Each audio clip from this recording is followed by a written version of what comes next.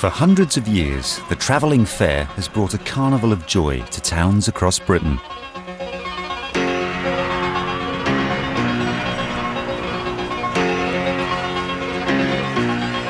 Rides like the Dodgems, Waltzer and Dive Bomber that thrilled us.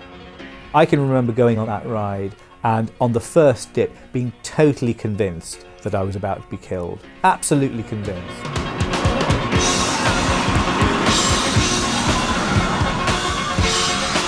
Exotic and bizarre shows that amazed us. I used to stand like that and open my mouth and then put that in my mouth, and that was called the kiss of death. The fairground even had its own unique taste. There's somebody with a candy floss which is bigger than your head. So you're eating this stuff which is sticking around your face. You emerge plastered in sticky pink sugar. Out here in the fields, I found my meals. And the fair has always been a place to showcase the latest innovations in popular entertainment. The fair has been the catalyst or the crucible for all forms of modern entertainment that you think of. In the 1890s, they brought the cinematograph. Professional boxing as a sport came from the fairground. Even something like bingo owes its origins to the fairground. On yellow, 35, green 5, 35 yellow. But behind the bright lights and candy floss, the fairground has also been a place on the edges of society where excitement and danger await. And you have sort of unholy alliance between youth and bright lights and things going fast and popular music. Sally, take my hand. We'll travel south across land. Put out the fire and don't look past my shoulder. No wonder the arrival of the travelling fair sparks such a special kind of magic in us. The ears are pounding with the beat of the popular music. The lights are flashing on the Ghost Ride, the Dodgems. Everything is heading towards a massive sensory overload that can carry you away into another dimension of being, a realm of transcendence, a place of beauty, not quite tranquility, but certainly a place of maybe. Teenage wasteland. It's only teenage wasteland. Teenage wasteland. The amazing Batgirl, yes, she's alive, ladies and gentlemen. The first time at your fair. The head of a girl, the body of a bat. Not a wax model day, mine, not a mechanical figure. In grey 1950s Britain, the fairground offered a rare glimpse of the exotic. As people flocked to see an array of lurid illusions known as sideshows. She is real, she is alive, young and beautiful. She is the legendary princess, on the inside, depicted in living flesh and living form. I've loved going to fairgrounds ever since I was a tiny child, and at those times there were show rows of sideshows, and it's that part rather than the rides that really interested me. The wonderful row of colour and excitement of the people outside trying to get you into their show. The biggest rat in the world, why men leave home, a girl in a bubble bath, of course. Alive and real and waiting to meet you on the inside is the smallest, the most intelligent and the most charming little man that you've ever laid eyes upon in your life. I was born in Ireland in the town of Lisburn, 8 miles from Belfast. My father, mother, brothers, sisters were all Norman persons. I'm the only one in the family who never grew up. I'm a leprechaun from Ireland. Now, if there's any questions... 3 key ingredients were needed to attract the public to these sideshows. A bizarre story, a sense of horror, and a touch of sex. Horror or sex? That seems to be right down the show row, all the way down. Everybody is getting very close together now. We're getting horror and sex in together. I've said I will gamble to put a show on with just girl on the front of it, big question mark, will take money. I present to you the famous dance some people call striptease. Now, we call it art, grace and beauty because... Now, if you were 12 years old, a boy in the 1950s, there were no page 3s, so you wanted to see a girl, and notice they were all girls in those shows. The headless lady, the girl in the goldfish bowl, the living half lady, they were all girls, all performing in those shows. So sex was an important ingredient, of course. The young lady will take you around the world, take you down through Gay Paris. She'll finally finish up in the Garden of Eden as Eve. I can remember my brother urging me, pushing me to go in and see The Invisible Woman. Step right forward. She is alive and on view the moment you enter the door. Two dozen of us were pushed into this room, and there was a woman in a bikini. The mad professor would come on, pull a switch, and suddenly she'd disappear. There'd be crackling, and where's she gone? We must bring her back. Oh no, the electrons have gone wrong. And then there'd be a crackling and a pushing, and then suddenly she'd shimmer into view again and disappear. Apparently it was technology brought from Russia.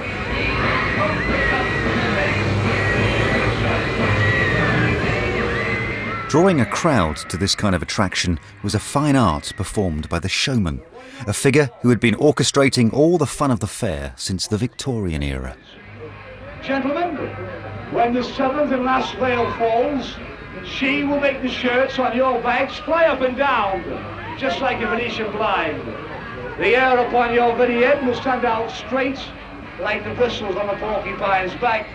The showman's a quintessentially Victorian figure. He's the person who runs the business of the fairground. He's the one who searches for the acts. He's the one who books the acts. And he is a figure of great authority. He's a kind of artistic figure, but a commercial one too.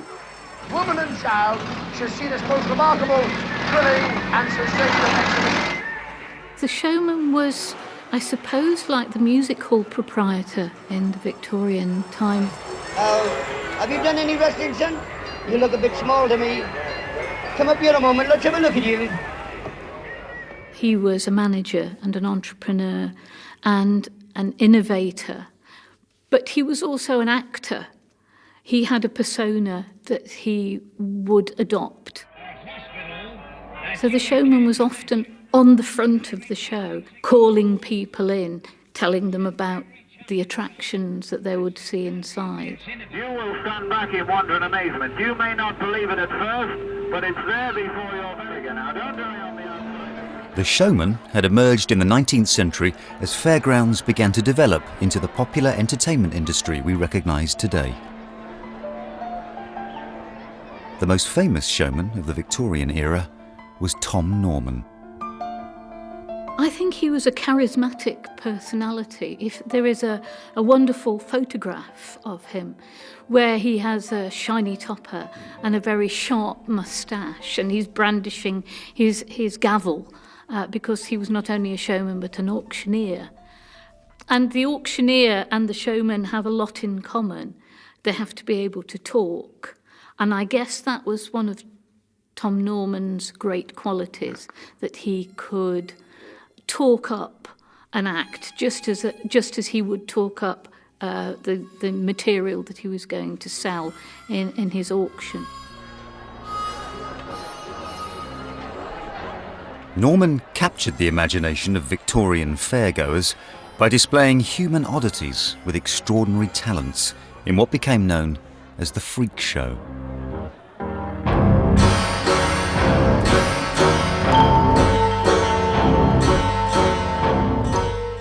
The appeal of the freak show has been there since the Middle Ages, and the fairground freak has been there since the Middle Ages. And by freak show, I mean the sort of display of human oddity or human curiosity, somebody who was different physically.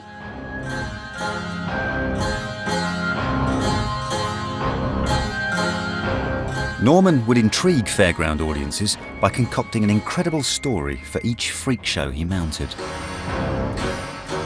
And so this was never the person who had a dreadful skin disease. This was somebody who was born like this because their mother had touched an alligator. Jojo, the dog-faced boy covered in hair. He was the dog-faced boy because his mother was frightened by a dog when she was pregnant. This was an accepted medical term. It was called maternal impression. Spinning a tale to attract the curiosity of Victorian fairgoers was Norman's stock in trade. He kind of advertised Jacko the talking fish, which of course is a sea lion. He would advertise these fish that could play the pianoforte, and he would advertise anything. And it was always the latest wonder of the age. But his motto always was, it was not the show, but the tale that he told. The most famous one, I would say, was John Chambers' Lion's Wonder. Now, the whole thing about the freak show attractions or the sideshow or the curiosity attractions is you didn't just go and look at somebody. You looked at somebody who had a talent or a skill. So you'd see them doing what is to us everyday normal things, but it to them is extraordinary. So John Chambers, the Armless Wonder, would actually be a carpenter with his feet. So all of these people would actually have a particular skill which they'd learnt through adversity because there was no other way of making a living.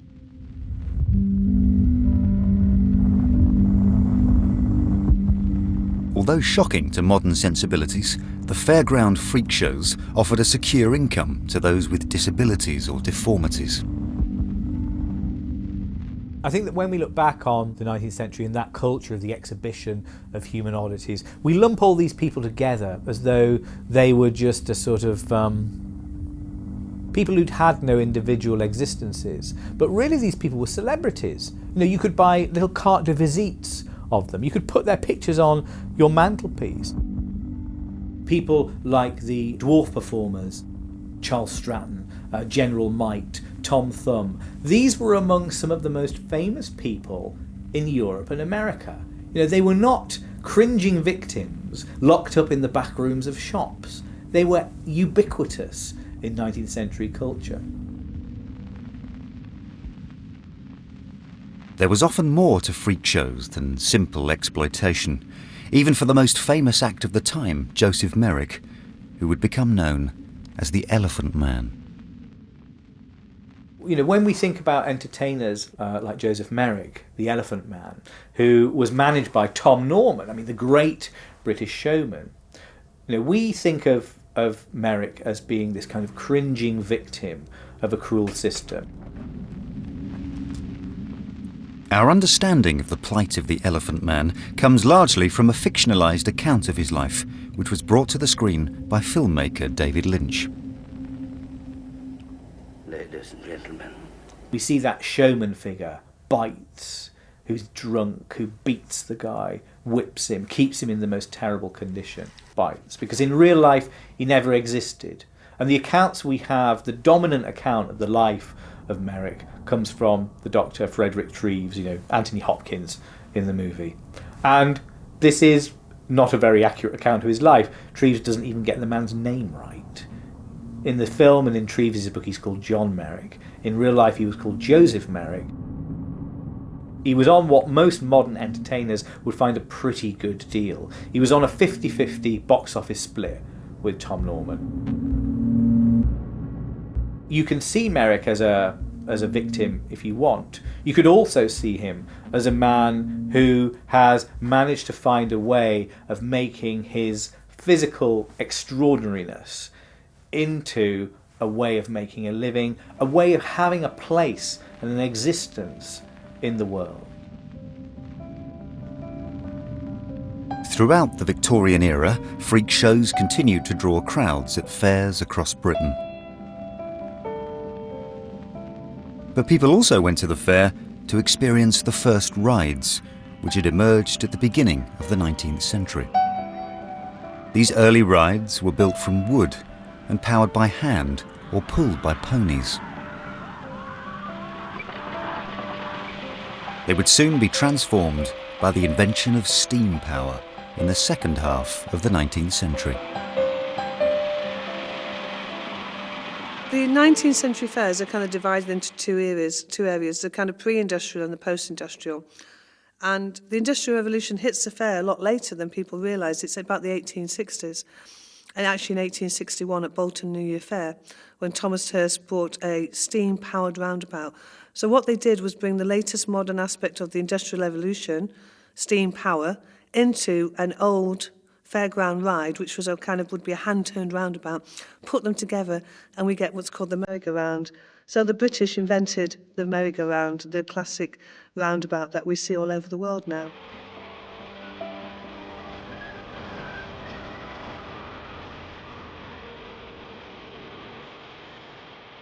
At first, these steam-powered merry-go-rounds were run by an engine which was fixed to the outside of the ride. This technology was improved by an engineer from King's Lynn, Frederick Savage. He went to a show in his native Norfolk and saw there a small fairground ride that was being powered by a steam engine. Now, it is said that Frederick Savage looked at this and thought, I know how I can do the job better. And what he did, and this was the most important thing about it, was that instead of having the steam engine outside the ride, he put it at the centre of the ride, hence the term centre engine. Savage's innovation would mean bigger and more ornate rides could be built, carrying more people, and as a result, his fairground business became one of the largest in Britain. His workforce increased to about 400, and he was producing rides for showmen the length and breadth of the country. None of the designs that he built were, in a sense, original to him, but he was a great one for taking other people's ideas and making them work. And this succession of rides that he built from the 1870s onwards became the star attractions at the fairs in the last 3 decades of the 19th century. First you had the galloping horses, then there were the switchback rides, and they were the grand rides of the fairground. And the razzle-dazzle, a rather strange machine which spun round and tilted as it did so. And it was the sort of ride that was described in its day as a oncer. You went on it once and never again. It would have been quite atmospheric, really, lots of steam. The centre engine would have been mounted on a gantry. So it would have been a lot of hard work as well, because you would have had to stoke the boiler and get steam up, power to produce the power to drive the thing round. You would have had an organ playing as well, a paper organ, a barrel organ, so you would have had the sort of military, waltzes and marches, that sort of thing. So you had a bit of an industrial noise from the steam engines, and then the sort of entertainment element really was the organ music.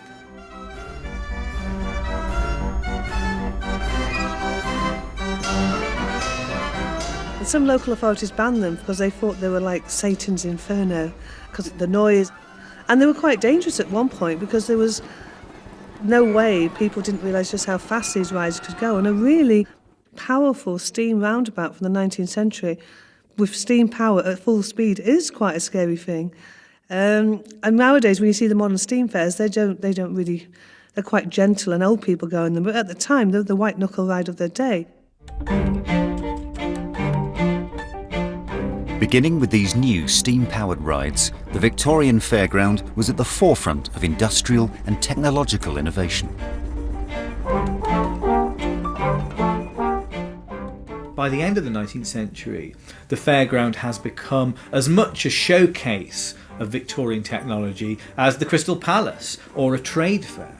The same technologies that are transforming Britain's communications and travel systems, the same technologies that are sending steamships out across the world and creating advances in armaments, all sorts of stuff, they're also transforming how Victorians have a night out. They get into these devices that hurl them about at great speeds, and steam is at the heart of it.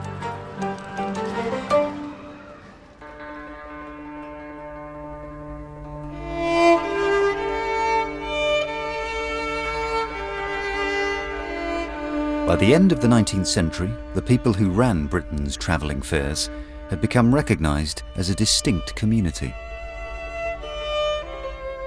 The showman will tell you that show people are born, not made, but this kind of crucible of the 19th century, the mid-19th century, you got people coming, you had people coming from Ireland, you had some aspects of the travelling community coming in, you had people who were theatrical people, strolling players, and becomes this crucible of mixing everything in until they become the showman.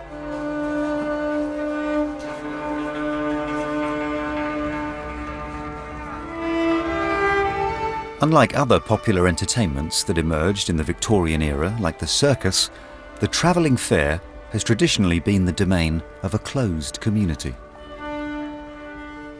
I think the difference, my family and people always said, the difference between the circus and the fair is that you can run away to the circus, but you can't run away to the fair.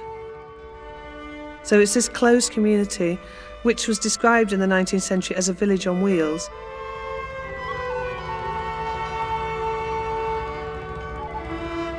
But despite the popularity of the travelling fairs, the fairground community were often viewed with suspicion and hostility. These negative attitudes towards travelling people were a hangover of stereotypes which date back to the medieval era. I think there is a mistrust in, and it still exists, for all travelling people. You do have this sort of influx of foreigners, as it were, and foreigner, by that I mean people from other parts of the country. It was then, therefore, easy to blame them for things that happened in the town. So, for instance, towards the end of the 19th century and into the 20th century, show people were blamed for spreading disease. They were thought of as being the carriers of measles. So measles epidemics were often based on, oh, well, there were fair people in the town, they must have been the carriers.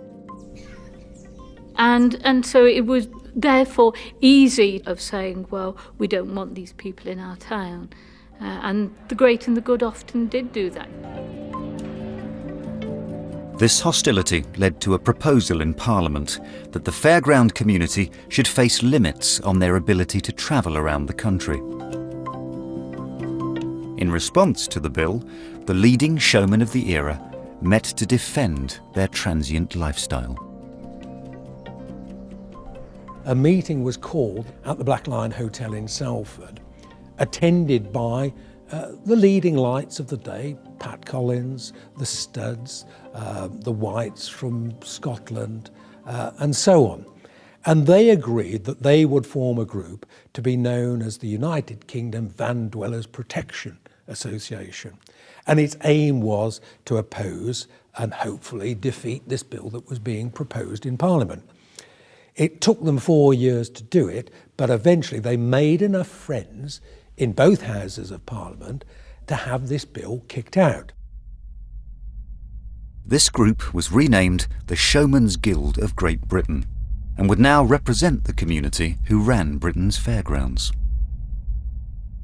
It's a very effective organisation, but it was there firstly to protect the organisation of the showmen, but then it was there to protect the fairs. And it's still very effective. These showmen would orchestrate the showcasing of the latest technological innovations of the age.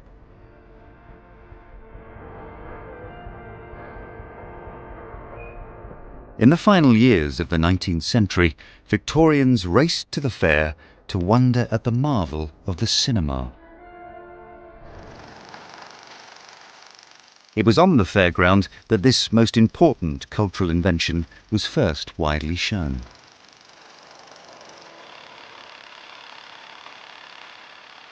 And the cinematograph was shown in February 1897 at King's Lynn Fair, but also in December 1896 at the Royal Agricultural Hall at the World's Fair. It was classed as the wonder of the age, the dawn of modern life. And people loved it because what the showmen did, they would go to the town a week before, make a film, and then show it at the fair and say, come and see yourselves on the screen, showing 10 shows a day.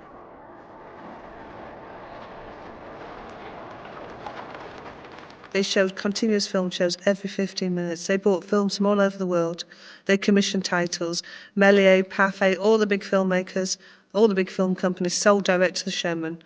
You would have 14 cinematograph shows at Hull Fair alone in 1901. One after another. And the people screamed for this wonderful new attraction. And it wasn't until 1909 that permanent cinemas were built. So for the first 13 years of its life, cinema belonged to the fairground and was born on the fairground.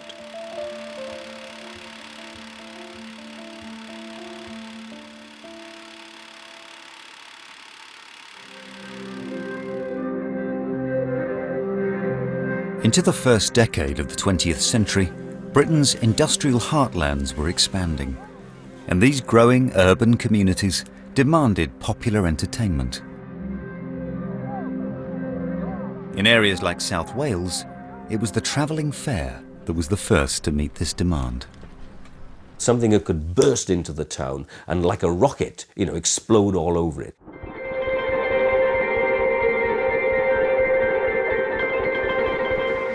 These were very much workaday towns, workaday villages, terraces, particularly in the South Wales coalfields, springing up overnight. They didn't, at this stage, let's say 1890s, early 1900s, particularly have the later workmen's institutes and libraries and gymnasiums. They didn't necessarily have music hall theatres. The Empire in Tonypandy is opened in 1909.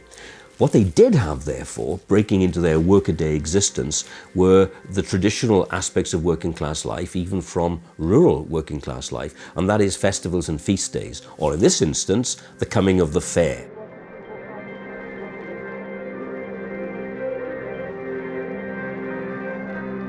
In these communities, working men were drawn to the fairground boxing booths, where they could challenge the showmen's prize fighters.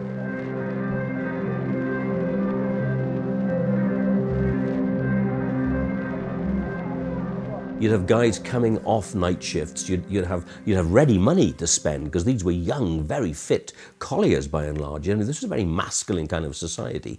And they would arrive and they would see, let's say, Black Jack Scarrett's boxing booth, and Black Jack would have his picked men parading in front of the crowd.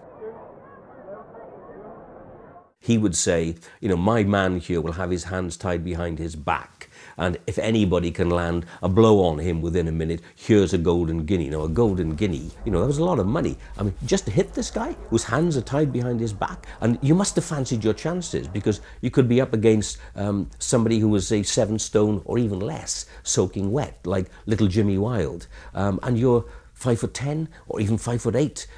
You're 10 stone, you're 12 stone, you're a collier. Of course you're going to knock this guy out, only you don't. Fighters like Jimmy Wilde and fellow Welshman Jim Driscoll emerged from the fairground boxing booths to become world champions in their own right, and were later inducted into the Boxing Hall of Fame. I think the classic boxing story in terms of the boxing booth would be Jimmy Wilde. Jimmy Wilde, born in 1892, growing up in the Rhondda, a tiny man, very long arms, not somebody you would have ever imagined could be a boxer. But of course, in that time, in that place, and with his physical fitness and his stamina, he soon was. And he naturally would have gravitated towards the boxing booth, and very quickly proved himself, despite looking tiny and sickly, as an expert knockout artist. And that's the key, of course, with Wilde, was that he could knock people out by a combination of, technique and efficiency. And yet, at the same time, if you saw him, you think you'd have a good chance. One Easter bank holiday in Jack Scarrett's booths in Swansea, he knocked 22 men out. And in Wilde's case, very rapidly, this boxing booth phenomenon, 1900s to 1908, 1909, was going to gravitate towards the growing professionalization of the sport and the ability of working men like Wilde to become, by 1916, champion of the world, which he remained until 1922, but absolutely straight out of the boxing booth. The boxing booths eventually declined as the sport began to become fully professional. But these fighters from the fair established much of what is modern boxing today.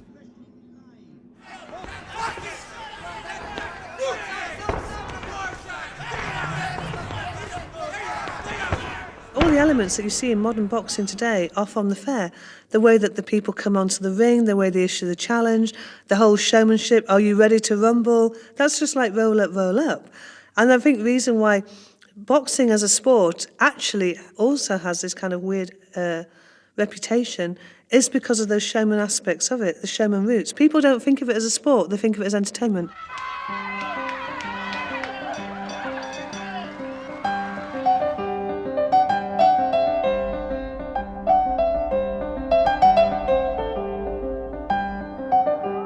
After the First World War, the fairground entered a new modern age with the introduction of electricity.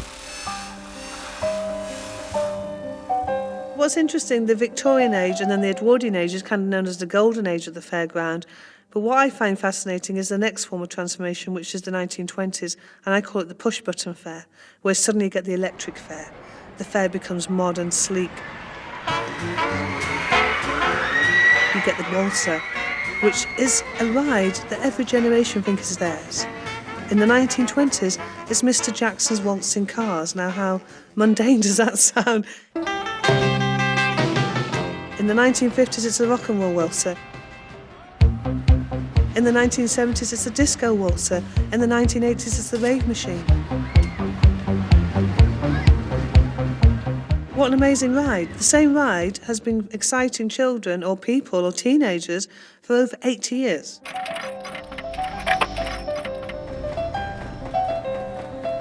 The invention of electric lights would change the experience of a trip to the fair. Electric lighting was probably seen by most people for the first time at their local fair. They didn't have lighting in their houses.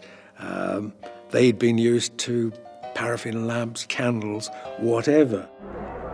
But to go to the fairground and see for rows of bright bulbs was something remarkable.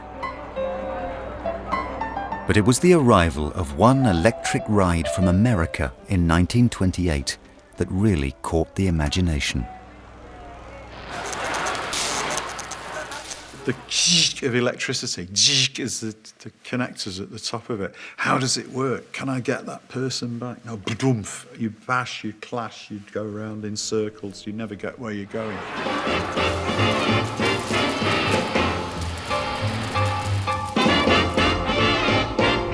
The Dodgems caused a sensation on fairs across the country and would go on to become the most popular ride of the 20th century. The great beauty of a ride on the Dodgem is that it is the only ride on the fairground where you are in control as the rider, the man behind the steering wheel. And this is why you fought over it as a kid, because you wanted to be there, you wanted to drive that car. And of course, you were probably not old enough to have a license and drive a car on the road, but you could drive a car on the Dodgem track, and more to the point, you could bump into another car.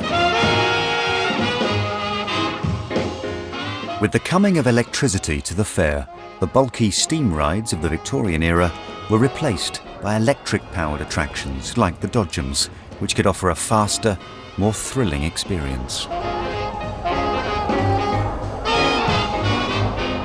The advance of fairground rides is entirely dependent upon the technology to support them, not just the engines that drove them, but also the metals, the engineering that could actually build the rides.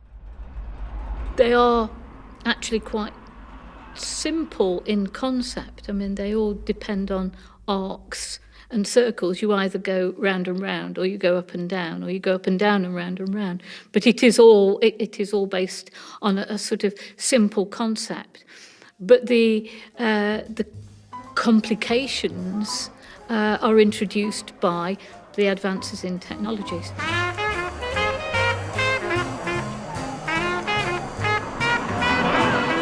Out of this new electric age emerged many of the rides that we see today. In the years leading up to the Second World War, the Dodgems were soon followed by the Ghost Train, the Skid, the Mont Blanc, and the Speedway.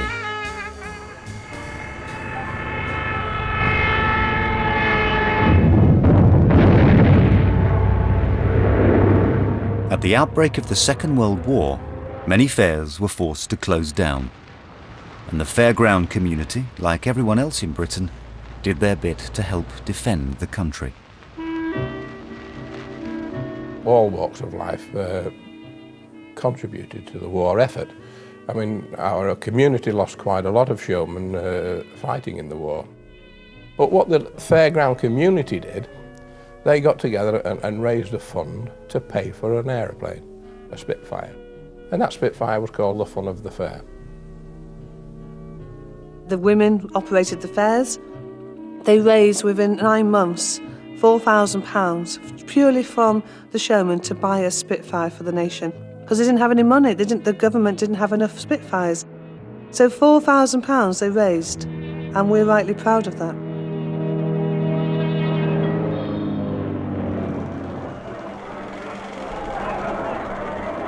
The years following the end of the Second World War would see the fairground reach the peak of its popularity in Britain, with people keen to enjoy themselves after 6 years of conflict.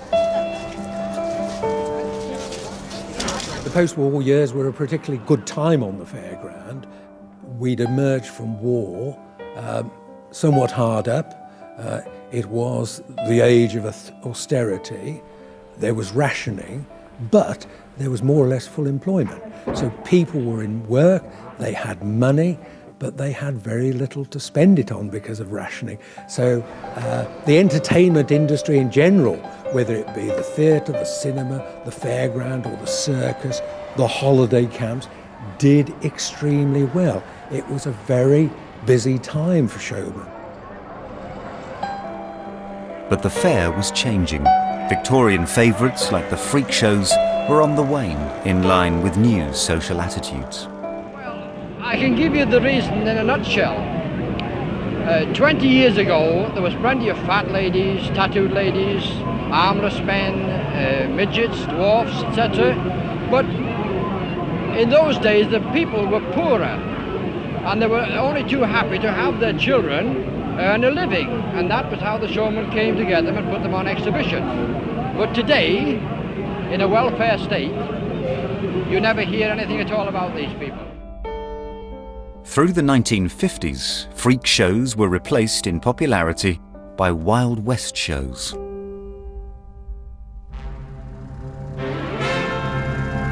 One of the most famous Wild West show families in 50s Britain was the Shufflebottoms. Florence began performing in her father's show from the age of 13. As I grew up after the Second World War, I was 13 and I joined my father with their little sideshow that they had. And I used to stand for my father to do the shooting and the knife throwing. And I did love dancing. I love dancing now, but I can't. My knees are gone.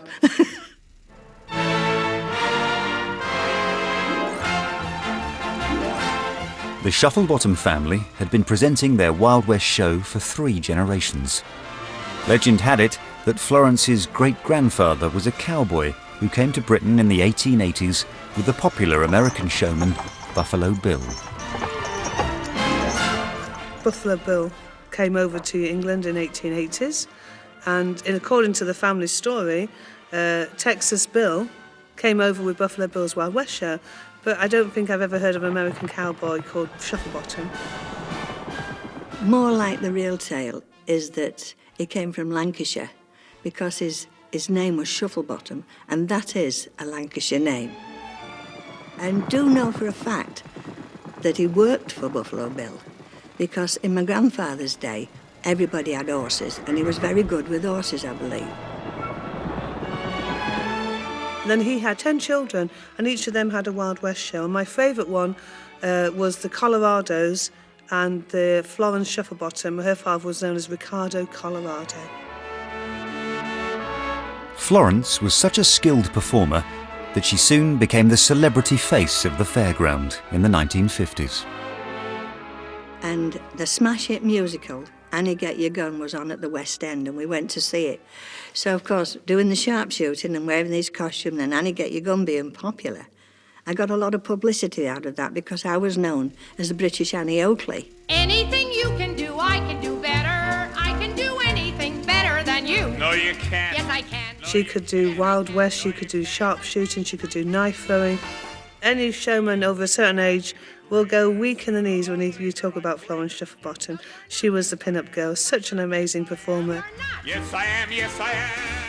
But my father wanted me to do the sharpshooting, and I didn't really want to do it because I didn't like firearms then and I don't like them now, but I wanted to help my father. It made it easier for him. And he trained me to do the shooting.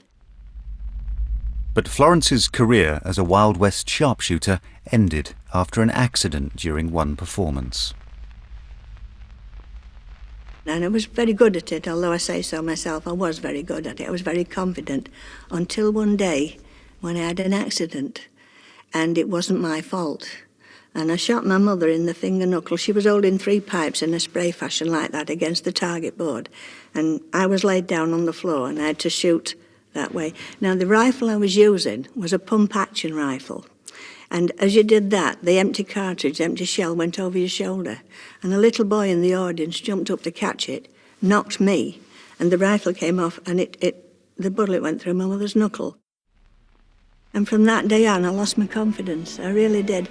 I knew I could do it, but I didn't enjoy it anymore. Where before I used to enjoy performing, I didn't enjoy doing the shooting. There's no business like show business. But this accident didn't dent Florence's fairground career, as she soon began performing with live snakes. You'll be appearing. We had 3, actually. We had a small one and 2 big ones. We used to take the small one out the box and show it to the audience, then put it round me. And most people would go, oh, snakes, And when they got used to seeing you with a small snake, then you'd go and pick up the big snake. Well, they was really amazed at that. And then I used to finish the performance by doing what they call the kiss of death. Now, I never, and if you look at all the photographs you have of me, I never held a snake's head like that. I always let the snakes be free, had my hand underneath the snakes, and they got that they used to do it of their own accord. I used to stand like that and open my mouth, and they'd put their head in my mouth, and that was called the kiss of death, and that used to finish my performance. On with the show.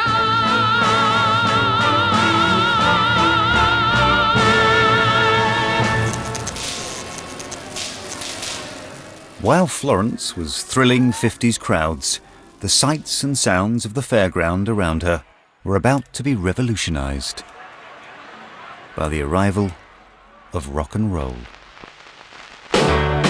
Rock and roll was made for the fairground.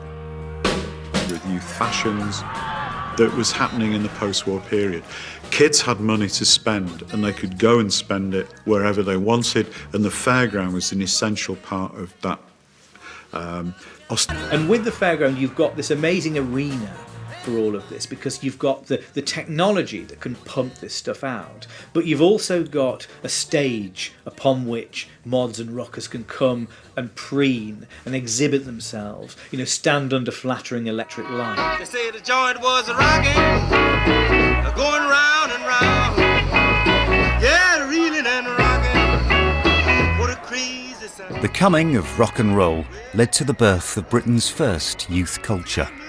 And with fairgrounds reverberating to the new music, the fair now seemed to belong to teenagers.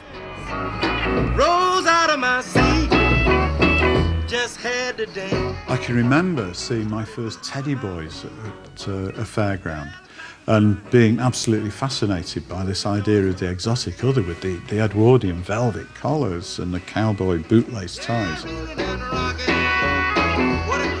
These were the people our parents warned us about, and we wanted to be them.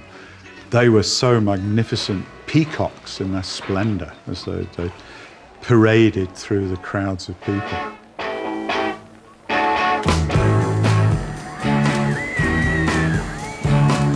Throughout the 50s and 60s, fairgrounds became a place where boys and girls would go to meet. It's very hard for us to imagine these days, but there were very, very few places for courting in the 1950s. And the fair would arrive as this zone of liberty. And young couples could go there, not to transgress particularly, but just to shout at one another, to eye one another up, to do la marcha. The girls would walk down one side, the boys would walk down the other. You'd eye each other up. Fashions would be spotted.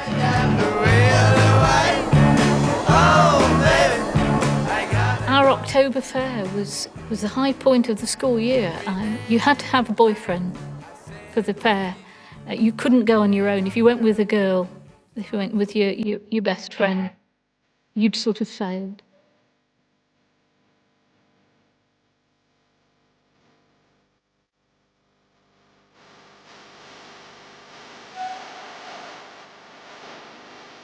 There's a sort of sexual charge about the fairground too, because it's the kind of place where boys and girls might get together away from the parental eye, go down the tunnel of love or up on the Ferris wheel. Your dad can't see what you're doing up there. And where young people go in packs and gangs and can face each other off.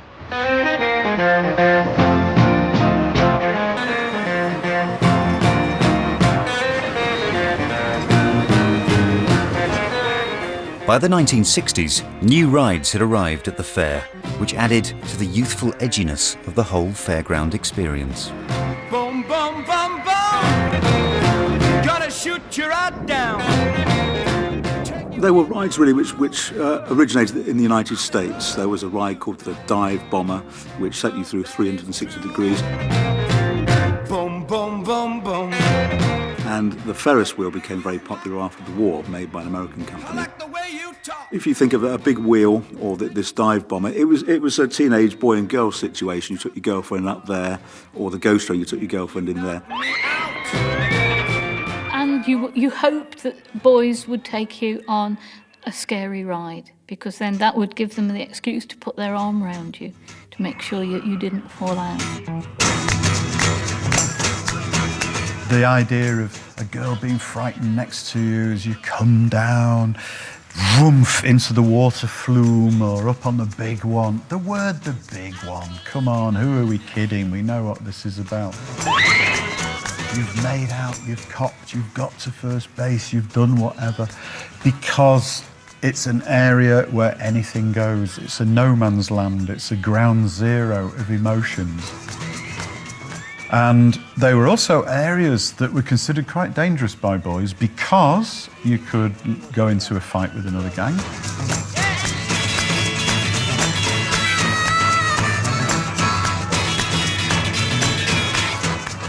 Or the girl you fancied might go off with a fairground boy. The romanticism of the gypsy and Gypsy Davy. Late last night when the squire came home looking for his lady, but she's gone off with a raggle-taggle gypsies. Oh, why do you leave your goose feather bed? All for the love of Davy.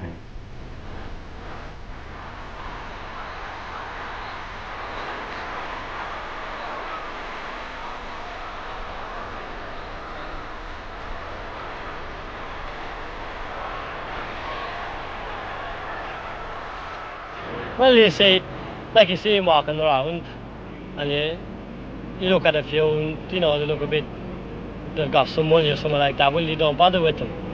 You look for the ones that's going around a bit poor looking, you see. Then you got more chance with them. A bit rough looking. You know what I mean? Bit rough. Now, what do you mean? Well, they don't go. You see some going around, they wouldn't speak to you, look at you, or anything like that. If you call them over to anything, and they just look at you and like that and walk away again. But if they come over, well, then you're on the summit there, you see. They start chatting to you. There,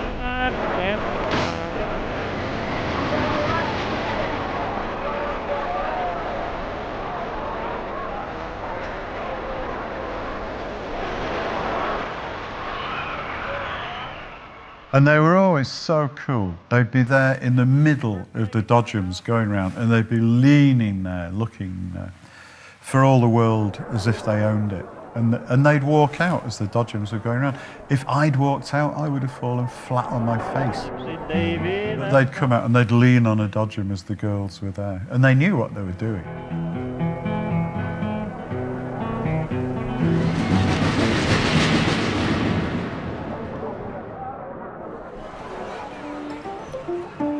But this was the high tide of fairground popularity.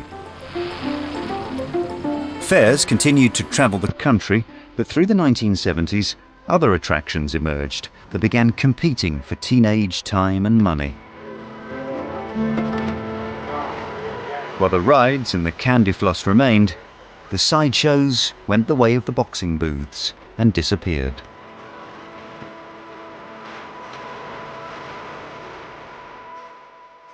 In the 1980s, a new style of entertainment from America pitched up in Britain. Theme parks were the ultimate in white-knuckle rides. Places like Alton Towers quickly became among the most popular tourist attractions in the country.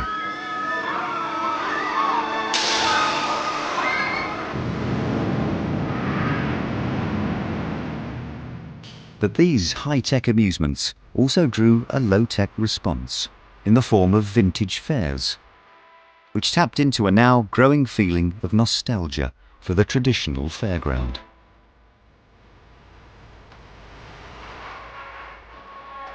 Nowadays with the fair, people have a nostalgia for a type of fair, and I think that the best example of the kind of really beautiful, perfect, ideal fair that people think of from their childhood, and now we're all getting older, is the fair that the Carter family, Carter Steam Fair. Which Steam Fair is not, it's actually Carter's Fair because they've got anything from the 1900s to the 1950s on their fair. All the equipment is beautiful, it's impeccably looked after. But they're only like those entrepreneurs and showmen from 100 years ago who came into the community and added something new to it.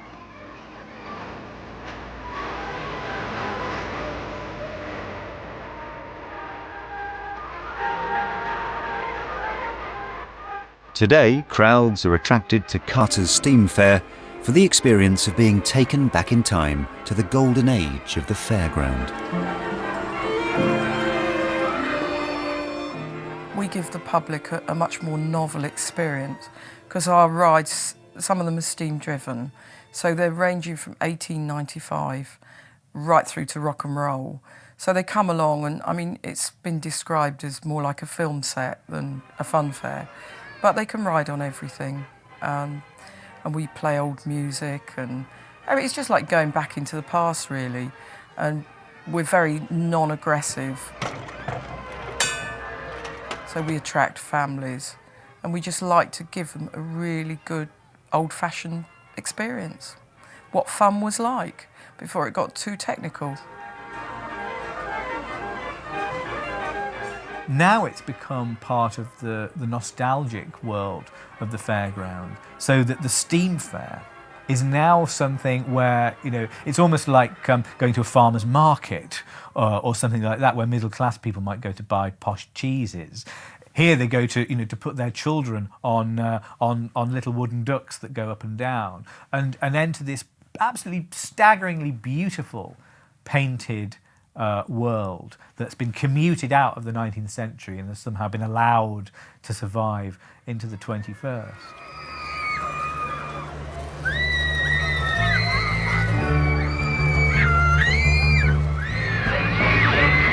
For over 200 years, travelling fairs have brought their special magic to towns across Britain. Through innovation and invention, the fair's characters, shows and rides created our first popular entertainment industry. And there are still 4,000 show families putting on around 200 fairs a week. As ever, the allure of the fairground lies in the way it arrives in our midst and then, just as suddenly, disappears.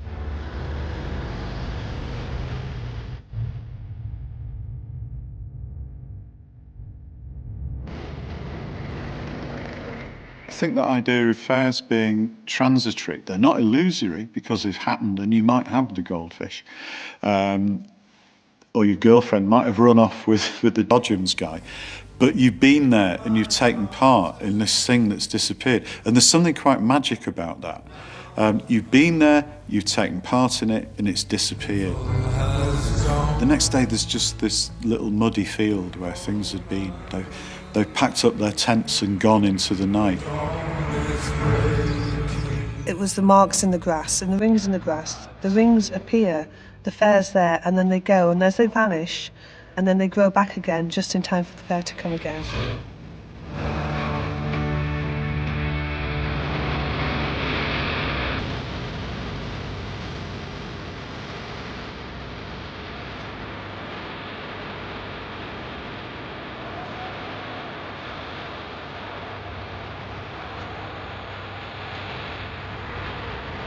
Chipping away at the fascinating secret life of ice here on BBC4 in just a moment. Stay with us.